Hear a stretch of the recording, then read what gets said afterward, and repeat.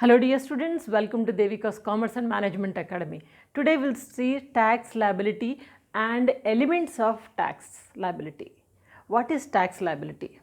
Assessee is na? Assessee means a person who has to pay the tax. When assessee is paying any kind of tax, we can say tax liability. Means I got income of so and I'm an assessee, I have to pay the tax. Then whatever tax I'm paying, that is tax liability. Tax paying to whom? Income tax department. That's it.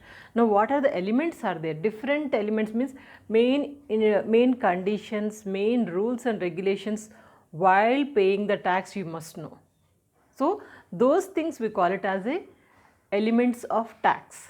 So regarding this topic, we'll see very important topic. So don't miss till the end. Now let's enter into the topic. This is tax liability and elements of tax liability. What is tax liability means? TL, tax liability. So it's amount paid by an assessee on taxable income of previous year to income tax department. When do we pay the tax? Previous year's income, not present year. This is 2021. So 2020 April to 2021 March 31st. During this period, whatever I have earned on that, I have to pay. That is why we say it as a previous year. So tax amount is to be paid by an assessee on taxable income of previous year to income tax department. That is, we call it as a tax liability, TL, tax liability. What are the elements are there? Total 5 elements are there. One is income tax for individuals. You must know what it is. Surcharge, education cess, marginal relief and tax rebate under section 87A. Okay. Now first we will see what is this income tax for individuals. Income tax, every individual has to pay as per the direct tax. Now here our government has decided 3 kinds of categories. So one is below senior citizens, that is non-senior citizens. Non-senior citizens means whose age is below 60 years. Second category is the senior citizens, above 60 but below 80. So this is below 60. And senior citizen means 60 years to 80 years. 60 to below 80 years. And super senior citizens means above 80. You must remember this.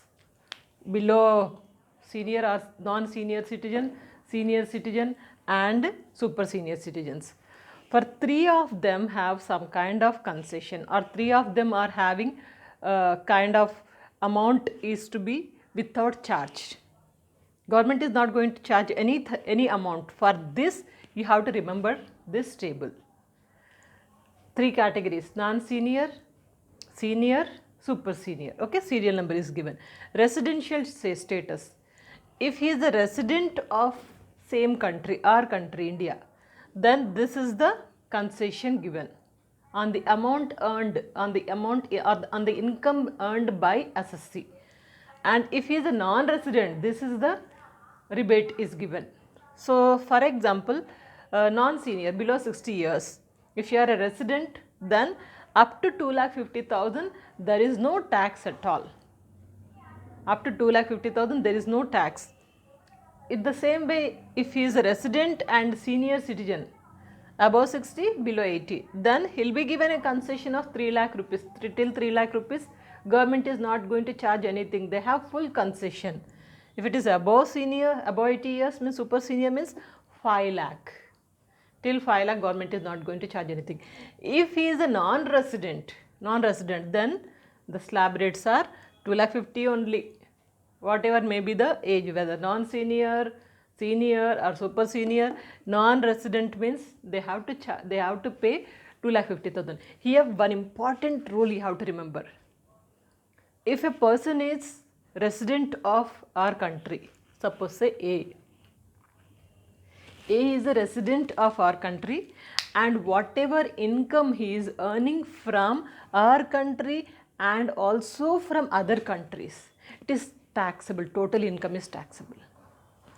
If he is earning income from India and abroad, What is the status of this A? He is resident. If he is a resident, whatever income he is earning in our country, India, and also out of country, any country, it may be Europe, America, England, whatever it may be, so abroad. So on all this amount, income tax is going to levied. They are going to charge, you are going to charge the income tax. This is important rule. In the same way, another status will say non-resident. Non-resident, say he is B. He is not resident of our country, but whatever income he is earning from our country, only the income received from our country is chargeable, going to charge income tax. If he is earning from abroad, not chargeable, no income tax, because he is non-resident. If he is a resident, both the countries, same country and abroad, whatever he is earning, everything is taxable. If he is a non-resident from India, whatever he is earning, it is chargeable. Abroad, whatever he is earning, anyway he is non-resident now. So abroad, another countries, whatever he is earning, that is not chargeable. This rule, please remember when we calculate the income tax for individuals. Table plus this rule. That's it. So this is about the income tax for individuals. Second thing is that surcharge. What is this surcharge mean? That is nothing but additional tax on tax. Additional tax on tax. This surcharge can be charged, and only the central government is having the right to charge this surcharge. No one can, only central government is having the right. But central government is going to increase this surcharge whenever there is any requirement, huge requirement of funds for the country. There is a huge requirement like a natural calamity or something happened, so country needs a lot of amount, so then they are going to increase or decrease the surcharge. So that is additional tax on tax. But surcharge will be how much? So surcharge will be, always remember, 50 lakh to 1 lakh, 50 lakh to 1 crore. 50 lakh to 1 crore, if your income is there, so it is going to attract surcharge of 10% between these two. If it is above 1 crore, then 15% at present. And as I told you, as per the requirement, government may increase or decrease, it is in the central government hands only. So this is about the surcharge, additional tax on tax. Okay. Next one, education cess. Cess meaning tax on tax. Suppose our tax is suppose say 2 lakh, I have to pay tax. On that cess, means on 2 lakh once again tax, that is we say it as a education cess. It is compulsory. Whoever is earning whatever income, so once if we calculate the tax on that, education cess will be there, education tax will be there. So what is that? That is 4% is calculated on income tax. On total income tax, whatever is we received, on that 4% we are going to charge. So we are going to do this kind of problems in the coming classes. You will have more clarity. Right now you remember this much only. Once if you enter into the practicals, if you refer this, it will be easy for you to understand. Okay, 4% is nothing but the education cess on total income tax. Next point is that marginal relief. Marginal relief is given to only to particular people who are resident of the same country can claim when surcharge is more than the actual income. Surcharge, we have discussed, surcharge is more than the actual income, then they are eligible to claim, and which is exceeding 50 lakh rupees. 50 lakh rupees it is exceeding, and then they are eligible to apply for the marginal relief. Now how to calculate this marginal relief? Marginal relief, there is a formula, difference in income tax minus difference in income. Easy to remember, difference in income tax minus difference in income. Practically when we work out problems, you will have more clarity. Now right now remember, marginal relief means this is applicable only to the residents of our country whose actual income is crossing 50 lakh rupees. and this is the formula to calculate the marginal relief. And last point is the tax rebate under section 87A. Tax rebate is only for those people, means concession on tax payment. This is tax rebate means nothing but concession on tax payment. My tax is suppose say 5 lakh. I can apply for that. But who can apply? Resident. He must be a resident of the same country.